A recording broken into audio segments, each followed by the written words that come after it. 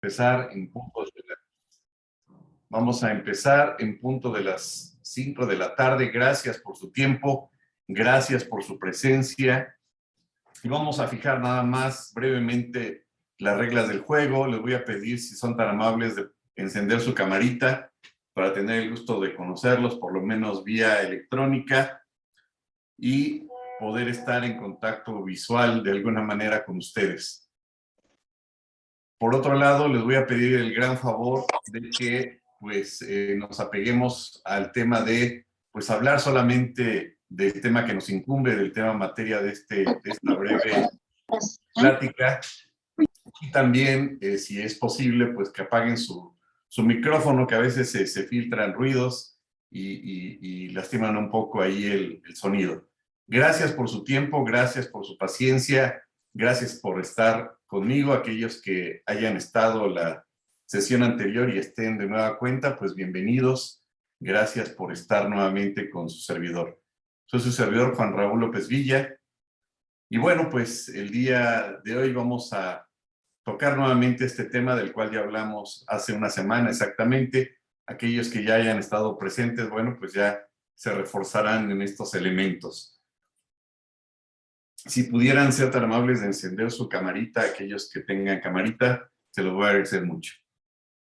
Bueno, pues empezaríamos hablando que uno de los fenómenos que hemos visto los últimos meses es el hecho, bienvenidos todos, maestro Constantino, también, bienvenido a bordo. Y bueno, uno de los fenómenos que hemos visto es que la autoridad, a raíz de las reformas que ha habido esencialmente a partir de 2012 en adelante, pues han incrementado las facultades de gestión. Pareciera que la autoridad le ha apostado más a las facultades de gestión que a las facultades de comprobación. Sí, quizá también a través de esa forma tan peculiar que tiene la autoridad para intimidar al contribuyente, y a través de esas medidas radicales y quizás exacerbadas de parte de la autoridad, pues convencerlo de que cumpla con sus obligaciones fiscales, y pagan justos por pecadores, porque la autoridad, bueno, ha tenido a bien determinar sanciones verdaderamente fuera de lugar por incumplimiento de las obligaciones que quedan a su cargo. Señalaban en el derecho romano que las obligaciones del particular eran las obligaciones de hacer, de no hacer y de tolerar. Acere, no facere, pati, ¿no? Pues yo creo que siguen siendo vigentes en materia fiscal las obligaciones a cargo del contribuyente, todas las que ya conocemos, llevar a cabo la emisión de CFDIs, declarar todas las informativas que tienen a su cargo, avisar el cambio de domicilio, de entre otras tantas obligaciones de hacer, de no hacer, pues de no cometer defraudación fiscal, no cometer, por supuesto, contrabando, no llevar a cabo simulación de operaciones inexistentes, de entre otras tantas, y tolerar, pues ¿cuál sería la de tolerar? Pues tolerar el ejercicio de las facultades de comprobación, visita domiciliaria, revisión de gabinete, revisión electrónica. Y en este contexto, entonces, entenderíamos que la autoridad pues tiene distintos mecanismos para poder sancionar al contribuyente para efecto de incumplimiento de sus obligaciones. Y antes de continuar, hablaremos muy brevemente de las últimas 3 obras de su servidor que pongo a sus órdenes.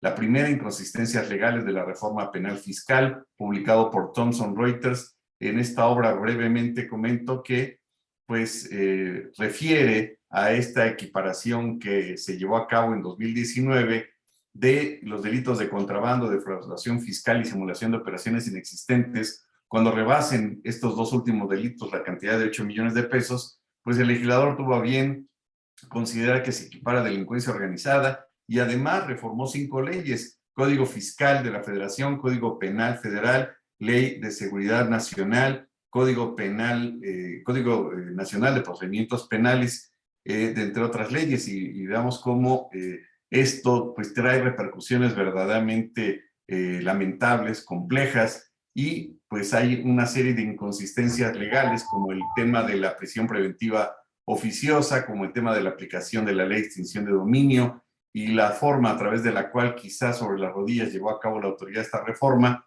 Y bueno, es lo que analizamos en este libro. Este otro libro que fue elaborado conjuntamente con el maestro Julio César Constantino, pues tocamos un tema muy novedoso, que se crea precisamente en 2020 con la creación del artículo 5A, en donde pues la autoridad ya puede presumir a través del ejercicio de facultades de comprobación la inexistencia de razón de negocios, todo un tema verdaderamente complicado, y afortunadamente pues colaboró en este libro el maestro Julio César Constantino, que aquí está presente y que le mandamos un cordial saludo, en donde él analiza desde la perspectiva contable y sus servidores de la perspectiva jurídico-fiscal, pues estas inconsistencias de este nuevo artículo 5A, y que se le conoce también como cláusula antielusión, una fórmula que la autoridad pretendió adecuar a nuestra legislación con una serie de inconsistencias legales que incluso podríamos anticipar en señalar que son inconvencionales, que violan los derechos humanos. Y finalmente, este último librito, pues que pues hace una referencia muy amplia sobre los mecanismos que tiene a su alcance el contribuyente para impugnar desde el inicio, con lo que empieza la facultad de visita domiciliaria, la orden de visita. Si la autoridad no cumple o cae en actos de carácter arbitral, pues tendrá esta opción el contribuyente de impugnar la orden de visita desde que se inicia. Un tema interesante y que consideré pertinente hacérselos llegar en esta obra que pues le invertimos muchas neuronas, en mucho tiempo y mucho espacio, en beneficio de aquellos elementos o agravios que nos han servido, pues también transmitírselos a ustedes en este libro. Y ahora sí, pues hablaríamos acerca, en general, de las multas. Las multas, la autoridad pues llega a establecer sanciones por no presentar la declaración en tiempo, por no presentar solicitudes, por no presentar incluso la solicitud de información por parte de la autoridad, cuando la autoridad le ha requerido al contribuyente. Y en esto surgen temas, me comentan que no se ve la presentación. A ver, ¿sí logran ver la presentación o no?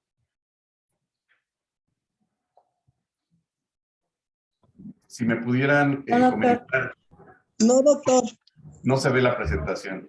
Ok, entonces permítanme un segundo. Ahorita la presentamos de nueva cuenta. A ver, ¿ahí se ve? Ya. Ok, pues empezamos de nuevo. No, estas son las obras que les comentaba. Esta es la inconsistencia legal de la reforma penal fiscal. Este es el de razón de negocios y este último, el de impugnación de la orden de visita. Gracias, discúlpenme. Aquí siempre tenemos algún detalle en materia de detalles técnicos. Pero bueno, en este contexto entonces comentábamos que las multas se imponen por no presentar declaraciones, solicitudes, avisos, constancias fuera de tiempo, por no presentar declaraciones. Un punto interesante y que vale la pena señalar desde este momento es el hecho de que el artículo 42A, por darles un ejemplo, previene una fórmula muy interesante, por no decir simpática, el hecho de que la autoridad le pueda requerir al contribuyente la entrega de información, pero que tenga que ver directa o indirectamente con su contabilidad. Ojo con esto, abogados y contadores. El artículo 42A, la Suprema Corte de Justicia, en una tesis aislada, ha determinado que ese artículo es inconstitucional. ¿Por qué? Porque toda la información concerniente o que tiene que ver con la entrega de información de la contabilidad se tiene que entregar exclusivamente a través del ejercicio de las facultades de comprobación. Teóricamente, la autoridad no podría requerirle al contribuyente información de su contabilidad, sino a través y exclusivamente de las facultades de comprobación. Y para colmo de males, si no entregan esa información, como bien lo saben, pues la autoridad les va a poner una multa hasta por 14,000 pesos o más. ¿Qué hacer en ese escenario? Pues tendrían la posibilidad de irse al amparo contra leyes si se trata de un oficio fundamentado en el 42A del Código Fiscal de la Federación contra el primer acto de aplicación. Lo refiero y lo señalo porque su servidor lo ha impugnado vía amparo y afortunadamente la autoridad nos ha dado la razón. Por otro lado, no es el único caso. Acuérdense que con la reforma de 2020 se reformó el artículo 27 del Código Fiscal y en el apartado C también previene la posibilidad de que la autoridad le requiera información de su contabilidad o relativa a su RFC sin que necesariamente ejercite las facultades de comprobación. Quiere decir que el 27 está cortado por la misma tijera, valga la expresión, y tiene los mismos vicios del 42A. Entonces, ¿qué hacer? Bueno, tendrían que valorar si entregan la información o se van al amparo, o evitan el pago de la multa y con ello pues consienten la inconstitucionalidad de ese artículo. En ese contexto, entonces, 42A pide información fuera de las facultades de comprobación relativas a su contabilidad, 27 pide información referente al RFC y en ambos casos sin que la autoridad ejercite las facultades de comprobación. Vean que hay ahí serios vicios. En ese contexto, entonces, pues las multas parece que son, están a la orden del día y la autoridad ha emitido una lluvia de multas en contra de los contribuyentes, de tal suerte que incluso pareciera que la autoridad están llevando a cabo recaudación por vía de multas, lo cual es verdaderamente absurdo. En ese contexto, recordaríamos que las autoridades fiscales federales han estado determinando, estableciendo pues multas en general por incumplimiento de obligaciones. ¿Cuáles son los supuestos para que procedan en términos generales las infracciones relacionadas con pago de contribuciones, presentación de declaraciones, solicitudes, documentación, avisos, expedición de constancias? Recuerden que los actos administrativos, cuando la autoridad les requiera al contribuyente entrega de información, tienen que ser en términos del 134, fracción primera del Código Fiscal, por vía personal o vía de buzón tributario. En ese contexto, la autoridad les puede requerir cualquier tipo de información que aquí la tenemos enfrente y que pues les dé un plazo para entregar esa información. Pero puede suceder que la autoridad les imponga multas, que es el tema a lo que nos trae aquí con ustedes, por declarar fuera de los plazos establecidos. La autoridad entonces ha estado llevando a cabo de forma masiva la imposición de multas por presentar fuera de los plazos establecidos las disposiciones fiscales. Antes de continuar, recuerden que el artículo 17H bis, que fue creado en 2020, establece en la fracción primera, ojo, ese es un punto muy importante, es causal de restricción temporal de certificados sellos digitales el presentar las declaraciones fuera de los plazos de ley. Y si no me equivoco, establece un plazo de 30 días. Y con ello, bueno, pues yo diría que si la autoridad verdaderamente aplicara ese artículo, esa fracción primera, pues medio país estaría con los sellos digitales restringidos. Pero en este contexto, bueno, esto no hay que perderlo de vista. La autoridad establece alrededor de 300 causales, por no asustarlos, pero es la verdad, para restringir temporalmente certificados sellos digitales. Vale la pena señalar, vale la pena recordar dos temas. Uno, en noviembre se llevó a cabo la reforma del reglamento interior y si no me equivoco, el día de hoy también se publicó en el Diario Oficial de la Federación el nuevo reglamento interior del SAT. Habría que checar, y ahí les doy otro tip, si dentro del reglamento interior del SAT actual contempla la facultad para restringir temporalmente certificados sellos digitales, porque ¿qué creen? Ahora sí que ¿qué creen? Pues el reglamento anterior, el último reglamento, no contempla la facultad ex profeso de la autoridad fiscal para llevar a cabo la restricción temporal de certificado de sellos digitales. Únicamente contemplaba la cancelación de sellos digitales. Y atendiendo entonces al principio de legalidad, de certeza jurídica y de seguridad jurídica, la autoridad no puede hacer aquellos actos que la ley no le previene. Dirían ustedes, sí viene en el código, pero no viene en el reglamento interior. Y al respecto hay 3 o 4 tesis de jurisprudencia de la Corte que establecen que esas facultades tienen que estar contenidas en forma exacta en el reglamento interior que le otorga competencia para esos efectos. Pero bueno, ahí lo dejo en la mesa como un mero comentario al margen. En ese contexto, pues lo que nos trae aquí con ustedes es la multa presuntamente por presentar la declaración fuera de los plazos establecidos en las disposiciones fiscales. En estricto sentido, el contribuyente no estaría cometiendo una omisión en sus obligaciones fiscales, tan solo estaría llevando a cabo el pago extemporáneo de las contribuciones. Y ahora sí llegamos a la parte pues en la cual, de acuerdo a lo que hemos estudiado, pues fundamenta la autoridad la imposición de las sanciones por la multa correspondiente, presuntamente por presentar declaraciones fuera de los plazos establecidos en las disposiciones fiscales. Recuerden entonces que, atendiendo al principio de legalidad, de seguridad jurídica, de certeza jurídica, la autoridad solamente puede llevar a cabo aquellas actuaciones que la ley prevé en forma anticipada, es decir, no puede llevar a cabo aquellos actos, sino los que previamente ya le han sido conferidos en un ordenamiento legal. Aquí no cabría la interpretación por parte de tribunales o lo que quiso decir la autoridad legislativa era tal cosa. Simplemente la autoridad, en términos muy coloquiales, puede llevar a cabo únicamente aquellos actos que la ley le confiere. Y en términos generales, las resoluciones que emiten las autoridades en donde pretenden fundamentar la multa concerniente a la presentación de las declaraciones fuera de los plazos, pues es semejante a lo que tenemos aquí en pantalla.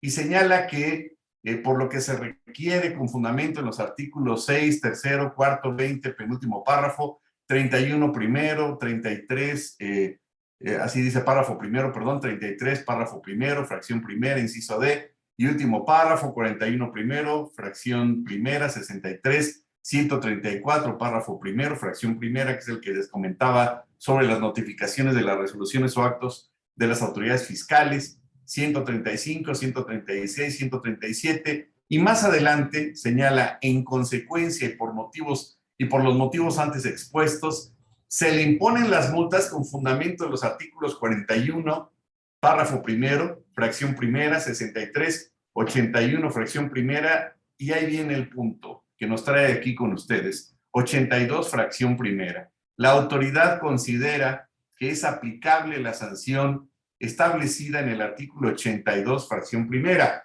Hay que recordar que en todo esto surge un punto del derecho administrativo sancionador, en donde la autoridad determina que el contribuyente incurrió en una infracción y con ello trae como consecuencia una sanción de carácter pecuniaria, económica para con el contribuyente. Y a todo esto, ¿qué dice? ¿Qué nos señala la fracción primera del artículo en comento?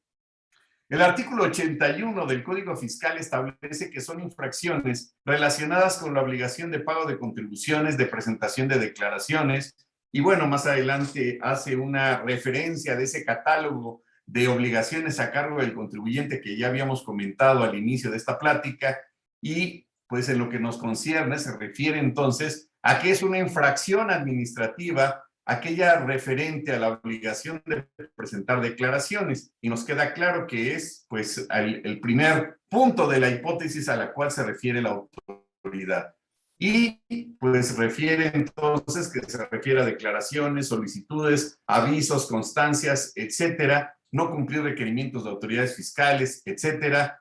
Y bueno, pues todo ese catálogo, y ya en los supuestos, aquí no viene tan exacto como viene en la fracción primera, porque vienen artículos, fracciones que han sido derogadas, y nada más ponemos los supuestos que previene la ley por presentar en forma incompleta, con errores o en forma distinta las disposiciones fiscales, las declaraciones, los avisos, las constancias, todo ese catálogo de posibilidades que establece la ley en la fracción primera, no pagar contribuciones dentro del plazo que establecen disposiciones fiscales, ojo, no pagar las contribuciones dentro del plazo que establecen las disposiciones fiscales siempre que se trate de contribuciones que no sean determinables por los contribuyentes, no sería el supuesto de lo que estamos hablando. La autoridad se refiere a la fracción primera, no efectuar en los términos de disposiciones fiscales los pagos provisionales, luego más adelante señala no proporcionar la información de las personas a las que les hubiera entregado cantidades en efectivo por concepto de subsidio, no presentar aviso de cambio de domicilio. Hay que hacer una mención particular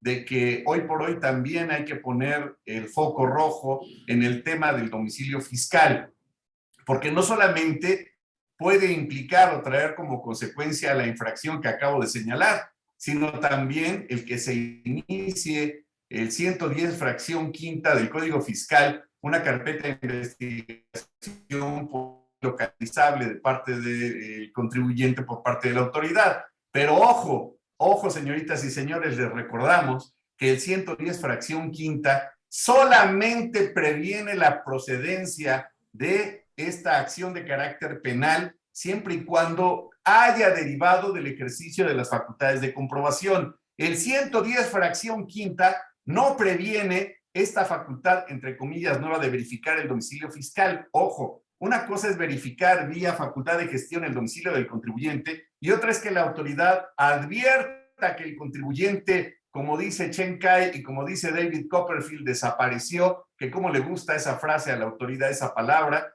pero no se podría iniciar o no encuadra dentro del supuesto de la fracción quinta del 110 para iniciar una carpeta de investigación por ese delito cuando se trate de verificación de domicilio fiscal, porque simplemente no lo previene. Es decir, tendría que acreditarse en la carpeta de investigación que la facultad de comprobación y no lo localizó en su domicilio fiscal. Ojo con ese punto. Bueno, además, por no presentar el aviso de cambio de domicilio o presentarlo fuera de los plazos, pues ya se ganó una sanción. ¿Vamos bien? ¿Sí me estoy explicando correctamente, compañeros? Sí, doctor, muchas gracias. Correcto, gracias, maestro Jorge Eduardo. Nos señala Jimé Ramos, disculpe, la fracción primera del código, además de no presentar las declaraciones y las solicitudes de avisos, también dice, o no hacerlo a través de los medios electrónicos que señala la Secretaría de Hacienda y Crédito Público, presentarlos a requerimiento de las autoridades fiscales. Y la resolución 2.8.4.1 establece, se considera que los contribuyentes han cumplido con la obligación de presentar los pagos provisionales definitivos de ejercicio en los términos de disposiciones fiscales cuando hayan realizado su envío y en su caso hayan efectuado el pago en términos de lo señalado en la fracción sexta. Entonces sí podría proceder la multa, ¿no? Bueno, vamos por partes, no se me adelante, compañera Jime, con todo gusto le vamos a contestar. Déjeme acabar mi argumento, mi discurso y con todo gusto al final, si quiere, vuelve a hacer la pregunta y le puedo apostar que va a cambiar su percepción. El punto siguiente es no presentar información manifestando las razones por las cuales no se determina el impuesto a pagar o saldo a favor, etcétera. El siguiente supuesto es no presentar información a que se refieren los artículos 17 de la Ley de Impuestos sobre Tenencia y Uso de Vehículos y también 19, fracción 8, 9, 12 de la Ley del IEPS. No proporcionar información a que se refiere el artículo 20, primer párrafo, perdón, 20, décimo primer párrafo del Código Fiscal. No cumplir en la forma y términos señalados con lo establecido en la fracción cuarta del 29. Bueno, como vemos, el catálogo es amplísimo para que la autoridad determine esas sanciones. No incluir a todas las sociedades integradas en la solicitud de autorización para determinar el resultado fiscal integrado. No proporcionar la información de las operaciones en el año calendario anterior a través de fideicomisos. No presentar avisos de incorporación.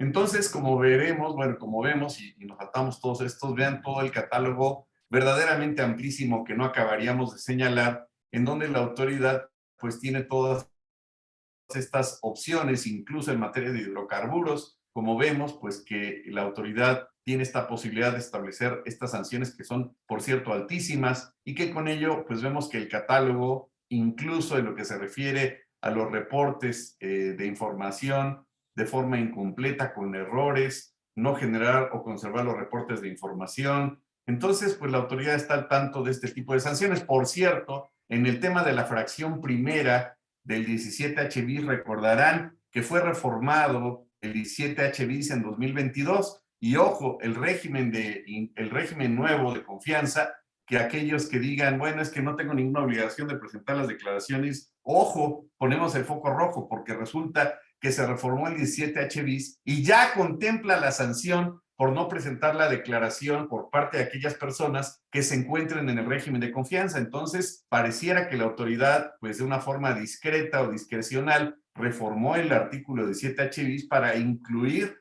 a aquellas personas que estén en el régimen de confianza y ya previene la posibilidad de que si no presentan las declaraciones, también podrán ser sujetos de restricción temporal de certificados sellos digitales. Entonces, sí existe la sanción en el artículo 17H bis para las personas que estén bajo el régimen de confianza, como un comentario al margen. Y bueno, no proporciona la información en términos del artículo 30 del Código Fiscal, no cumplir con obligación a que se refiere a la fracción cuarta del 98 de la ley del ICR. Y bueno, el catálogo, como hemos señalado, es verdaderamente amplio y pues esto lo señalamos en términos generales.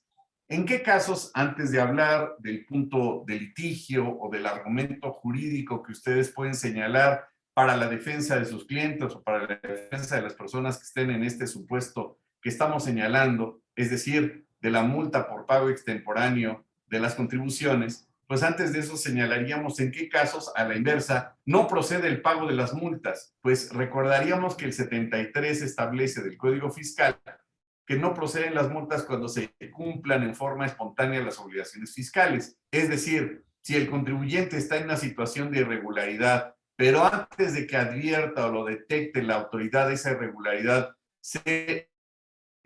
pues se pone al día, se regulariza, valga la redundancia, pues ahí encuadraría el tema o la figura jurídica del pago espontáneo. Es decir, si la autoridad le inicia las facultades de comprobación y al otro día el contribuyente paga las contribuciones, eso no es pago espontáneo. Tiene que advertir la autoridad esa existencia de esa irregularidad para que en ese contexto no sea pago espontáneo. O a la inversa, si la autoridad no se ha percatado de esa irregularidad y el contribuyente se regulariza y al otro día lo pretende sancionar, pues va a decir el contribuyente, ¿qué crees? Operó el pago espontáneo y con ello pues no sería procedente en términos de lo dispuesto por el 73 del Código Fiscal las sanciones correspondientes, ¿correcto? También los supuestos del artículo 73 pues se considera que el cumplimiento no va a ser espontáneo, como ya lo había comentado, cuando exista la omisión y esta se descubra por las autoridades fiscales, cuando la omisión haya sido corregida por el contribuyente después de que las autoridades hubieran notificado una orden de visita, cuando haya mediado requerimiento o con cualquier otra gestión que haya sido notificada por las autoridades y que estén tendientes a comprobar el cumplimiento de obligaciones fiscales. Esta omisión haya sido subsanada por el contribuyente con posterioridad a 10 días siguientes a la presentación del dictamen, en el caso de aquellos que se hayan obligado a presentar el dictamen. Entonces, también siempre que se omita el pago de una contribución cuya determinación corresponda a funcionarios, empleados públicos, notarios, y con ello, otro escenario, pues es también la solicitud de condonación. Recuerden que la figura de condonación ya no existe y ahora le pusieron el nombre elegante de reducción. Entonces, en ese contexto, pues la autoridad puede reducir hasta el 100% de las multas, pero recuerden que es una facultad discrecional de la autoridad y que en primera instancia las resoluciones que emita la autoridad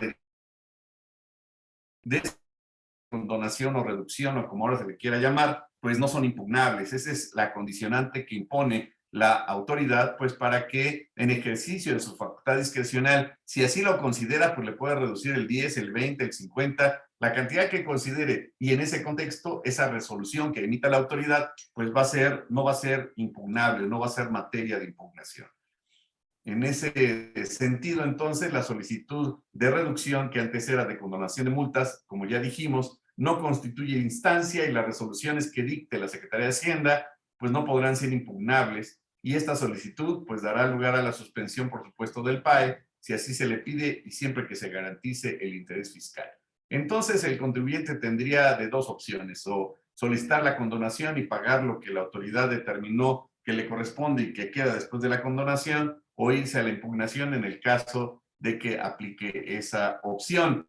En el tema de la jurisprudencia, esta vale la pena señalarla, que refiere que la multa por omisión de cumplimiento de obligaciones fiscales cuando medió requerimiento de la autoridad, pues debe de estar debidamente fundado y establece que en términos del 73 del Código Fiscal, el contribuyente que incurra en alguna de las infracciones que tipifica el 81 fracción primera, por haber omitido el cumplimiento de algunas obligaciones, no podrá ser sancionado en tanto cumple en forma voluntaria con esa obligación. Para el cumplimiento voluntario, pues en este contexto no debe de mediar requerimiento de parte de la autoridad que lleve a cabo el cobro.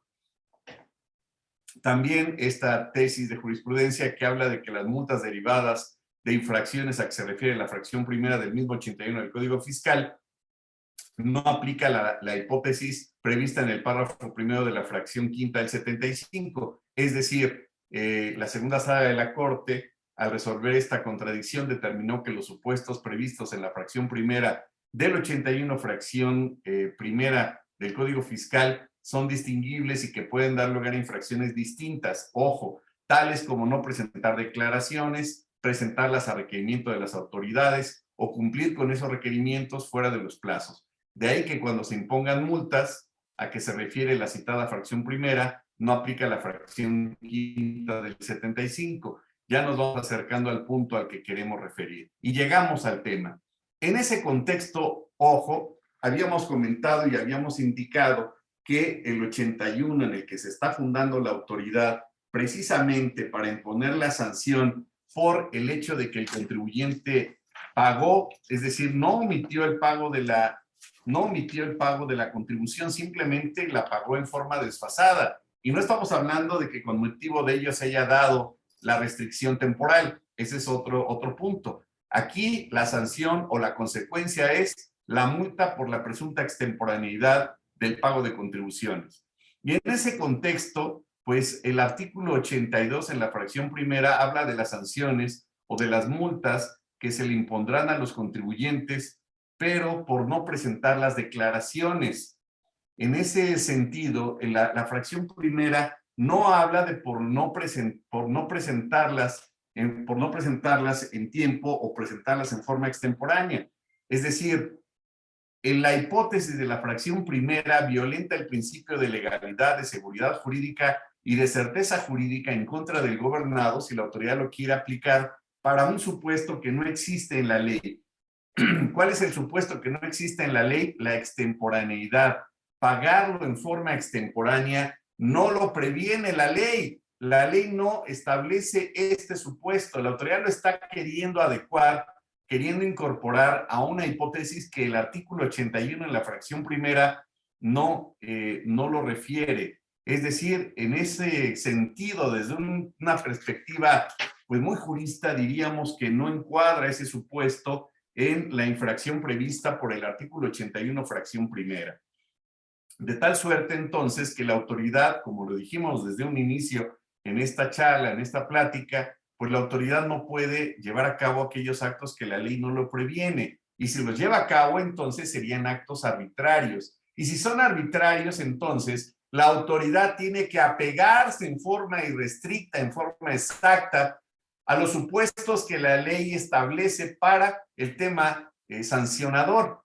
Y si en este contexto la ley no previene ese escenario, entonces estaría encuadrando en actos de ilegalidad y de violación al concepto de certeza jurídica y de seguridad jurídica porque está imponiendo una sanción que no está contenida en la ley.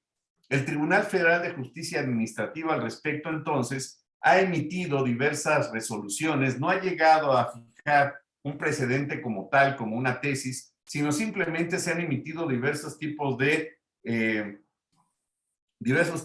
sentencias que comulgan, que coinciden con lo que estamos señalando en este momento, en los que determinan que la autoridad fiscal pues está llevando a cabo una conducta en tratar de ubicar el tema de presentar por parte del contribuyente declaraciones fuera de los plazos establecidos y en ese adecuándolos o pretendiendo adecuarlos a la fracción primera del 81, y en ese contexto pues es ilegal,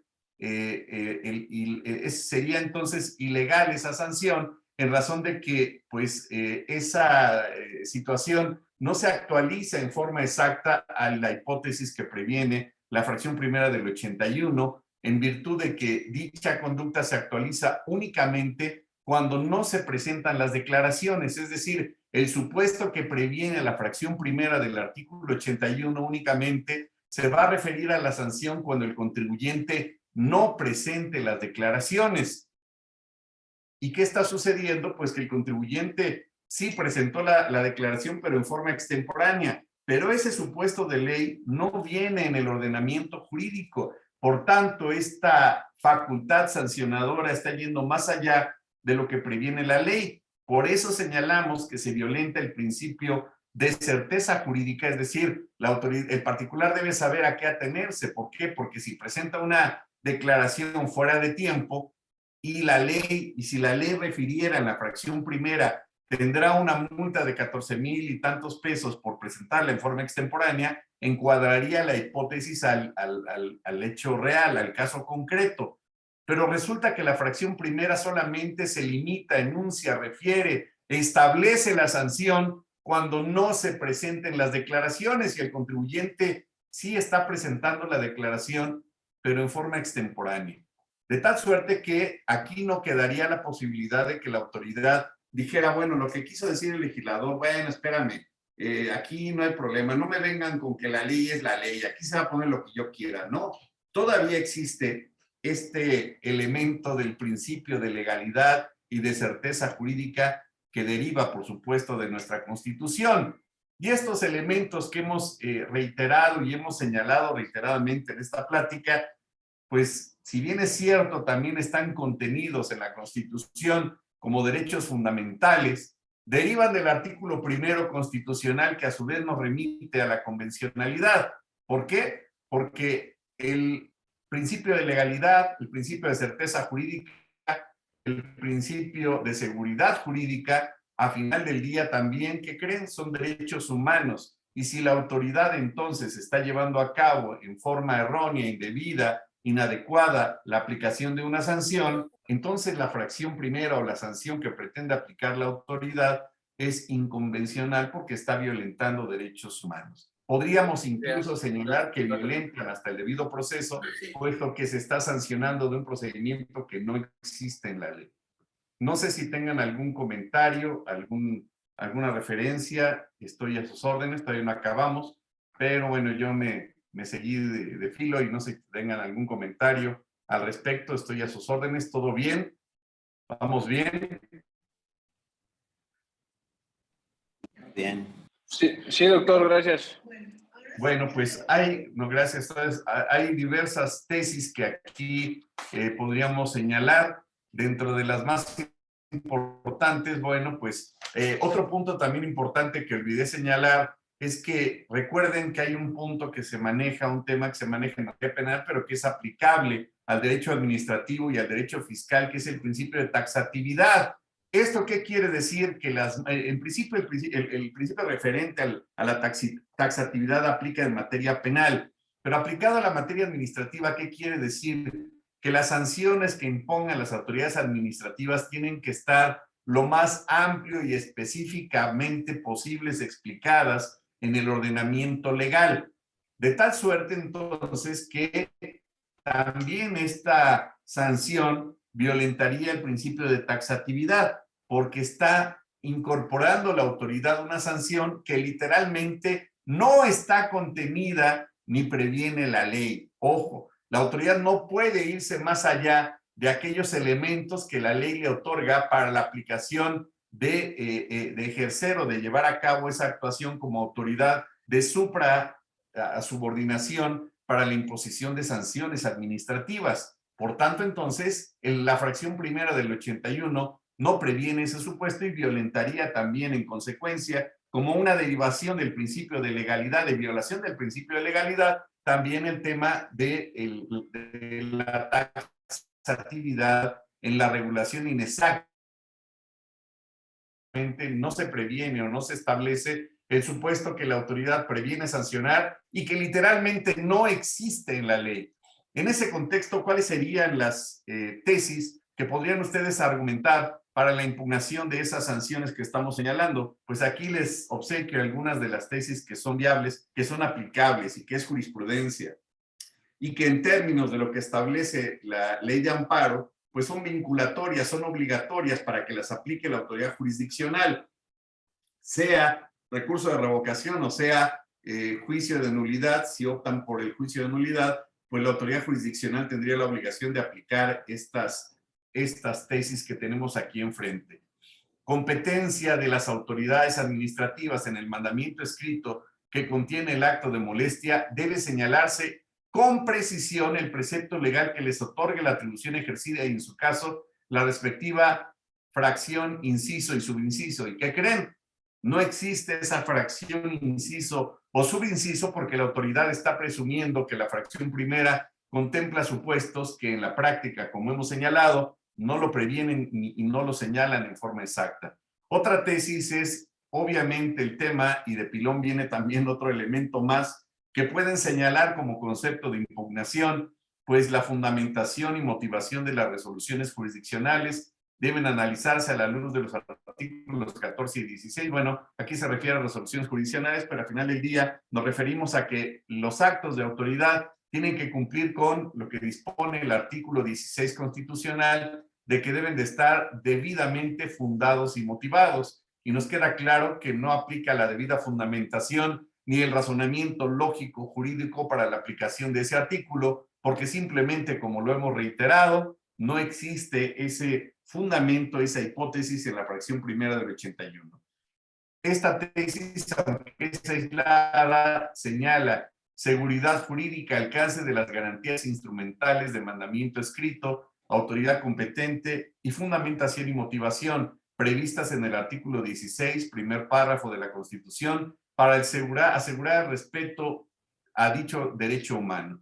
¿Qué quiere decir? Pues se violenta entonces ese derecho, puesto que el término o el concepto de seguridad jurídica implica que esté previsto con antelación en un ordenamiento jurídico que le dé seguridad al contribuyente de que existe esa norma y que efectivamente, si él llega a violentarla, si él llega a rebasar esos límites de la ley, pues será sancionado. Por tanto, entonces, no existe ese respeto al principio de seguridad jurídica, puesto que el contribuyente no tiene esa seguridad de que exista en un ordenamiento legal y le estaría causando un agravio directo y contravendría, por supuesto, el principio de garantía de seguridad jurídica. También esta tesis, bueno, elemental, aunque es de 1995, pues tiene toda la vigencia, es tesis de jurisprudencia vigente, es la 394216 y refiere precisamente a que todos los actos deben de cumplir, todos los actos de autoridad deben de cumplir con esta premisa elemental, esta premisa básica de que deben de estar debidamente fundados y motivados. ¿Y cómo van a estar debidamente fundados y motivados si el artículo que previene esta sanción en lo particular literalmente no existe? Competencias o fundamentación es requisito esencial de acto de autoridad. También lo pueden aplicar, dicho sea de paso, para el tema del artículo 17H bis en la facultad de la autoridad para restringir certificados sellos digitales, y en ese contexto pues ya esta información. Esta información, bueno, pues ya la pueden apuntar, es información obsequiando, que es información que yo sugiero puedan implementar dentro de los conceptos de impugnación, y bueno, pues ya tienen estos datos a la mano. Y finalmente, pues garantía de seguridad jurídica, sus alcances, la tesis 174094. Es así entonces como pues ya les dimos muchos elementos para que puedan tener las herramientas necesarias o suficientes para poder impugnar los actos de autoridad en este contexto, y que pues pareciera que a la autoridad se le barren, se le olvida el hecho de que tenga que cumplir con toda esta serie de requisitos. Pero bueno, así lo establece nuestra Constitución y la autoridad tendría que satisfacer esos elementos. Ahora sí, de la pregunta que nos hicieron al principio de esta plática, en donde nos comentaba la señorita Jiménez Ramos, pues podríamos reiterar que efectivamente la autoridad pues, no podría sancionar en forma específica, y si lo sanciona pues sería ilegal, por más que la regla de carácter general 2.84.1 establezca que se considere que los contribuyentes han cumplido con su obligación de presentar pagos provisionales definitivos o de ejercicio en los términos de disposiciones cuando hayan realizado su envío, en su caso hayan efectuado el pago en términos de lo señalado a la fracción sexta. Entonces, la regla de carácter general no previene o no refiere tampoco al término de la extemporaneidad. Por tanto, contestando a la pregunta de la compañera Jiménez Ramos, pues esta regla de carácter general pues tampoco previene o refiere o establece esa situación. Y si lo estableciera, pues esta regla estaría violentando también el principio de supremacía de ley. Ninguna regla de carácter general puede establecer mayores requisitos o elementos que la ley. Entonces, ni la ley, ni el artículo 81, ni la fracción primera, ni las reglas de carácter general previenen la procedencia de la sanción por extemporaneidad. ¿Cuáles son los medios de defensa? Pues ya recordaríamos que es el recurso de revocación, que es optativo. Yo en lo particular siempre me remito al juicio de nulidad ante el Tribunal Federal de Justicia Administrativa, y pues el juicio de nulidad pues sería lo procedente dentro de los 30 días en el plazo que tienen para impugnar ante el Tribunal Federal de Justicia Administrativa. Cabe señalar, y ese es un punto interesante, dirían, ok, sí lo puedo impugnar, qué bueno, gracias, pero tengo que dar garantía en términos de lo que establece también la Ley Federal de Procedimiento Contencioso Administrativo. Recordaríamos que esta ley establece o previene el caso de que el contribuyente pueda garantizar parcialmente el crédito fiscal, argumentando que no tiene solvencia, demostrando que no tiene solvencia, y con ello, pues, llevar a cabo el acreditamiento de esa insolvencia, y segundo, pagar parcialmente o garantizar parcialmente ese crédito fiscal. Nos dice Víctor Hugo Cordero, después de pagar una multa, ¿cuánto tiempo se tiene para impugnar? Pues recuerden que en materia civil, si se paga una deuda, ya se tiene consentido. En materia fiscal, sirve de garantía. Si recuerden que el plazo corre a partir de que fueron notificados. A partir de ahí tienen que garantizar y presentar su medio de defensa. Dice, hoy en día llegan espantados los contribuyentes con embargo si no se paga cuando se lleva a cabo la notificación. No, ese sería un acto arbitrario de parte de la autoridad. A partir de que se le notifica el crédito fiscal, el contribuyente tiene 30 días para impugnarlo. Si en 30 días no otorga garantía, la autoridad ya podría llevar a cabo el embargo y con ello, si ya iniciaron el juicio de nulidad, suspender el procedimiento frente como garantía.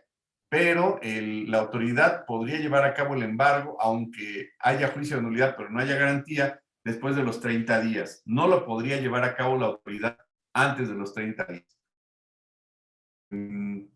Tengo el caso de que aplicando 2 veces el mismo crédito fiscal, pues ahí tendría que hacer la aclaración de que la autoridad está repitiendo el acto impugnado y que solamente debería proceder pues el crédito original, acreditando, demostrando ante la autoridad que se trata del mismo hecho.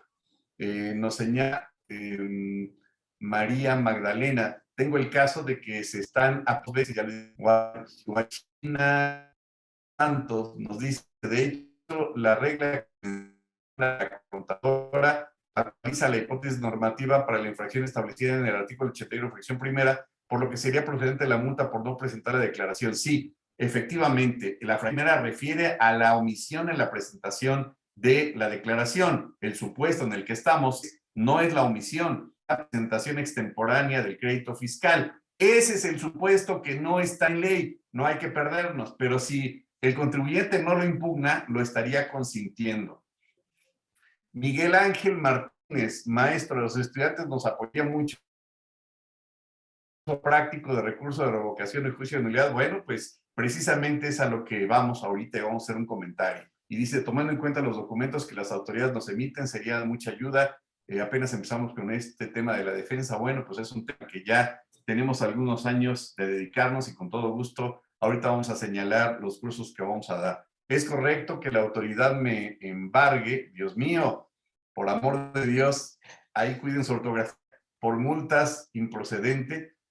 Bueno, pues la autoridad va a presumir que todos los actos son legales. Acuérdense del artículo 68, señoritas y señores, todos los actos de la autoridad fiscal se presumen legales a lo prueben contrario. El que tiene que desvirtuar que esa multa no es legal es usted, es el contribuyente. La autoridad, por virtud de ley, se convalidan todos los actos legales, salvo prueba en contrario. ¿Quién tiene que demostrar la ustedes? La autoridad, si ustedes no lo impugnan, lo van a consentir. Entonces, acuérdense del artículo 68. Janet Ramírez, por la disminución de una multa tenemos plazo definido de 30 días o puede ser después de los 30 días a partir de que notificaron. Bueno, para efecto de aplicar o solicitar la disminución, que ahora el término de disminución no existe, se llama reducción, antes se llamaba pues el solicitar la condonación a la autoridad, pero para la disminución ustedes pueden requerir a la autoridad, pero ojo, es una facultad discrecional. Si yo le pido a la autoridad que me disminuya, que me reduzca la multa, y la autoridad decide reducirles de 1 millón de pesos 10 pesos, no lo pueden impugnar, porque es la condicionante de la reducción de multas. Entonces tienen que decirle al cliente, mira, si solicitamos la condonación, pues la autoridad nos va a resolver, igual y no nos resuelve, si en 3 meses no resuelves negativa ficta, o igual y sí me resuelve y me descuenta 1,000 pesos de 100,000, o igual y me descuenta el 50%, es una facultad discrecional, pero no pueden impugnar la resolución de la autoridad en la condonación. ¿correcto? Entonces ahí tendrían que ver cuál es la intención del cliente. Guachina Santos, solo comentario, la extemporaneidad se motiva como presentar la declaración en forma distinta de disposiciones fiscales. Solo como comentario, la extemporaneidad se motiva como presentar la declaración en forma distinta a las disposiciones fiscales. Bueno, no encuadra en forma exacta en ninguna de las hipótesis que establece el artículo 81, compañera Guachina Santos, no encuadra en ninguna de las hipótesis. Y aquí no aplica por mayoría de razón o lo que quiso decir el legislador. Simplemente, si no viene la hipótesis, no aplica. No encuadra en ninguna de las hipótesis. Exactamente, ni de la fracción segunda del 81. ¿Correcto? Y finalmente, pues le señalaríamos que vamos a llevar a cabo, pues un curso, bueno, estamos llevando a cabo varios cursos, estamos ahorita avanzados, pero pueden inscribirse en un curso de defensa fiscal, pero en contra de la reforma penal fiscal que se llevó a cabo en 2019 y que entró en vigor en 2020, de cómo defenderse en contra de esta reforma penal fiscal en el tema de contrabando, defraudación fiscal y simulación de operaciones inexistentes. Eso, pues, lo pueden solicitar en mi página de Facebook, que está a nombre de Juan Raúl López Villa, o en la página de Raúl López. Ahí les podemos dar información. También vamos a dar un curso en materia de defensa fiscal. Va a ser un curso muy intensivo de 12 horas, de 9 de la mañana a 9 de la noche. Ahí también les podemos dar información en nuestras redes sociales. También nos pueden encontrar en www.juanraullopezvilla.com. Nos pueden encontrar en Spotify. También nos pueden encontrar en YouTube. Y bueno, finalmente Lalo dice, la autoridad realiza visita domiciliaria en la cual deja un citatorio al contribuyente en el cual se da a conocer que el documento a notificar es un requerimiento de obligaciones emitidas para la cual se realiza la declaración o declaraciones pendientes el mismo día en que se recibe el citatorio. En mi opinión, señala el compañero Lalo, no debería existir multa al respecto, puesto que aunque se cumplió con la declaración de manera extemporánea, se realizó de manera espontánea. No, compañero, aquí no queda la espontaneidad porque el contribuyente llevó a cabo el pago por requerimiento de la autoridad. No aplica la espontaneidad.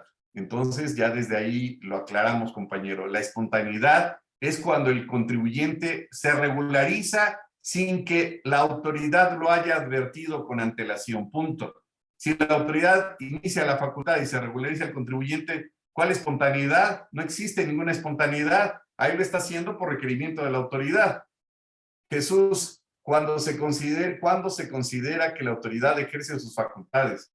Bueno, pues ejercicio de facultades de comprobación, visita domiciliaria, revisión de gabinete, revisión electrónica. Ojo, unas son facultades de comprobación y otras son facultades de gestión.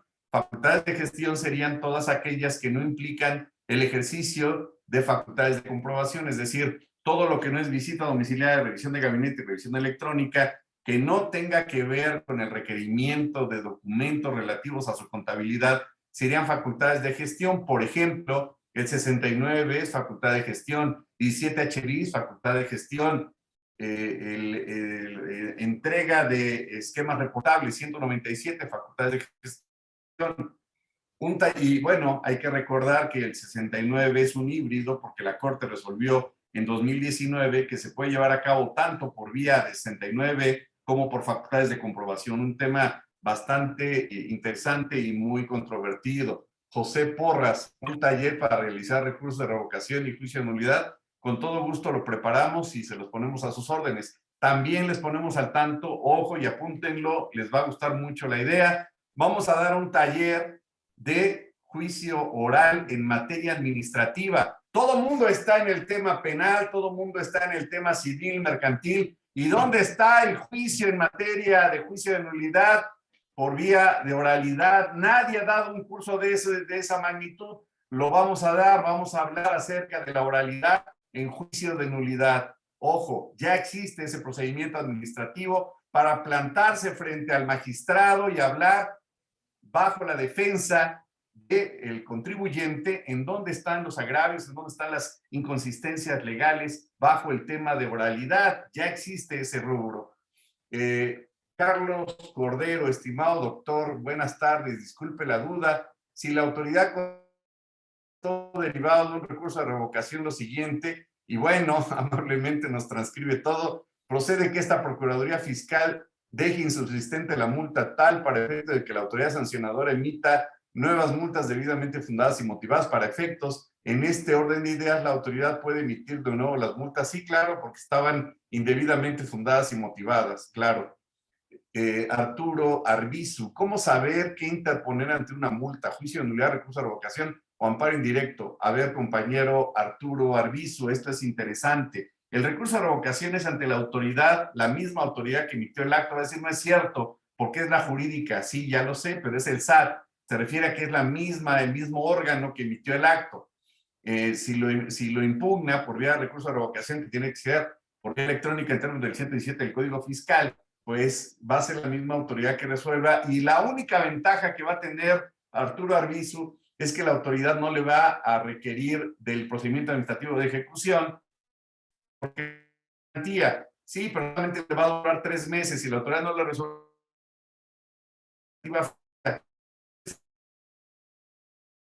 la autoridad le puede iniciar el PAE, va a durar 1 año,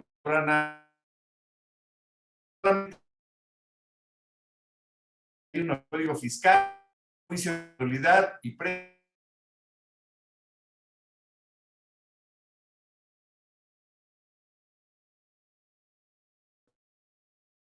su cliente directo. Indirecto, pues recuerda el 107, la ley de amparo, establece las causales y en contra de una resolución derivada de una visita domiciliaria, por ejemplo, no procede el amparo indirecto. Tendría que, en los casos que previene la ley del 107, de la ley de amparo, el primer acto de institucional es o procede el amparo indirecto, por favor. Huachina, sí sería espontáneo, dado que las notificaciones, sí, espontáneo, entre comillas, el requerimiento de la autoridad de una falta de comprobación no se equipararía a pago espontáneo. Jesús Toriz, porque el requerir la presentación, ¿por qué el requerir de una declaración? Entiendo muy bien. Gracias, maestro Jorge Eduardo. El juicio efectivamente al que nos referimos es juicio exclusivo de fondo, el único que hoy por hoy previene la posibilidad de la oralidad. ¿Estamos realmente preparados los abogados fiscalistas para presentarnos frente al magistrado y tener 20 minutos, media hora para exponer? ¿Cuántos contribuyentes sabrán que el abogado no está preparado? ¿O cuántos abogados se morderán el rebozo a la autoridad fiscal? Es importante, esto hay que prepararnos, no solamente en la oralidad, en la materia civil, mercantil, en la materia penal, sino se está haciendo a un lado el tema del juicio exclusivo de fondo. Entonces, vamos a dar un curso en materia de oralidad para el juicio exclusivo de fondo, cómo exponer ante la autoridad, cómo resumir todo el punto de los agravios, de los conceptos de impugnación, pues para efecto de poder darle esos elementos a la autoridad, aunque es un periodo muy corto de oralidad, pues es importante que ustedes lo sepan, en qué casos proceden, cuáles son los aspectos de fondo, la ley no lo define tal cual, qué es lo que dice la Corte, etcétera. Y finalmente, José de Jesús Medina, la Secretaría de Finanzas, si pone multas más excesivas que el SAT, procederá a juicio de nulidad ante multas excesivas. Saludos. Recuerden que si es una multa de un crédito fiscal derivada por revisión de impuestos federales, pues tendrían ustedes la opción de irse a recurso de revocación en primera instancia ante la autoridad o juicio de nulidad. Pero ojo, si se trata de la Ciudad de México, la jurisprudencia del tribunal de lo que se llamaba contencioso administrativo de la Ciudad de México, ahora ya le cambiaron de nombre, establece que si se trata de impuestos federales, no procede el recurso del juicio de nulidad ante el tribunal, sino tiene que ser a nivel federal. Es decir, si son impuestos federales, tienen ustedes 2 opciones. Irse ante el recurso local, porque la autoridad que lo revisó es autoridad local, o irse ante la autoridad federal, Tribunal Federal de Justicia Administrativa, porque los impuestos son federales. Recuerden que para ello tienen que revisar muy cuidadosamente el convenio de colaboración fiscal para ver si dentro de la orden de visita las facultades y transcribió literalmente los artículos que le otorgan esas facultades para el ejercicio de facultades de comprobación. Eso es importante. Y en tratándose entonces de impuestos federales, aunque lo haya revisado una autoridad local, tendrán la opción, excepto en la Ciudad de México, de irse al Tribunal Federal de Justicia Administrativa. Yo en lo particular prefiero irme ante el Tribunal Federal de Justicia Administrativa que irme ante la autoridad local. Entonces, pues esas serían mis consideraciones. Les doy mi correo electrónico. De nada, maestro José de Jesús, un gusto saludarlo y conocerlo. Y les doy mi correo electrónico para ponerme a sus apreciables órdenes. Mi correo es lopezvillaconsulta@gmail.com. Está muy facilito, lopezvillaconsulta@gmail.com. Ahí me pongo a sus órdenes. Y bueno, pues el curso que está, sigue en turno el diplomado de defensa contra la reforma penal fiscal. Van a estar diversos colaboradores, diversos amigos, gente muy, muy capaz. El maestro Luis Coaña B, que es penalista en materia y también en fiscalista. También el maestro Julio Constantino, que está aquí presente en esta reunión. Y bueno, este es un diplomado que todavía se pueden inscribir, faltan varios módulos. Y por supuesto, finalmente, señalarles que todas aquellas personas que hicieron el gran favor de inscribirse y que están aquí presentes, pues les vamos a señalar o les vamos a pedir que nos indiquen en el WhatsApp que hicimos, en el grupo que hicimos del WhatsApp para este curso, que si les interesa estar en nuestra página, en nuestro chat de CETRI, que es Centro de Estudios Tributarios, pues nos lo hagan saber en el mismo WhatsApp para incluirlos, y ahí compartimos libros, compartimos jurisprudencia, compartimos cursos, y bueno, pues la idea es compartir el conocimiento y ayudarnos entre todos para poder tener mayores elementos de defensa fiscal, como lo hemos tratado de hacer el día de hoy. Y antes de terminar, pues gracias por la información y por el tiempo. Con gusto, Licenciada Yolanda. Lalo, en cuanto a la situación anterior, he de aclarar que se cumple con las obligaciones antes de recibir la notificación y requerimiento de obligaciones omitidas, requerimiento de obligaciones, por lo que aún se desconoce qué obligación es la que se pretende estar omisa, de tal manera que si cumplo con las obligaciones y me encuentro en el supuesto de espontaneidad, porque aún sí tenía citatorio y la autoridad aún no me había notificado de obligación requerida. Bueno, invito a que cheque los criterios del Tribunal Federal de Justicia Administrativa y de la Corte. No le estoy contradiciendo, simplemente me refiero a los precedentes que existen, compañero. Juan Leobardo, gracias, con todo gusto. Juan Leobardo, María Magdalena, muchas gracias. Y bueno, pues entonces nada más restaría darle las gracias. Ahorita vamos a repetir las tesis que habíamos señalado, y les pediría en el chat que aquellos que tengan la intención de pertenecer al chat de CETRI, pues nos lo hagan saber, y en este chat pues vamos a compartir más información de distintos temas interesantes. Y finalmente aclararía ahí un tema interesante. La última tesis que emitió la Corte respecto de que tiene facultades para pedirle las cuentas bancarias a la Comisión Nacional Bancaria de un contribuyente, si bien es cierto, es vinculatorio y ya existe, hay que lo remitir a estudiar y analizar cuáles son los requisitos que deben de satisfacer las certificaciones que emite la Comisión Nacional Bancaria, y ahí estaría el foco rojo de cómo pueden tirar esas resoluciones. Y gracias a ustedes. Se podría ver esta charla nuevamente, me fascinaría, Daniel, pero es una charla gratuita y no se dispone para esos efectos.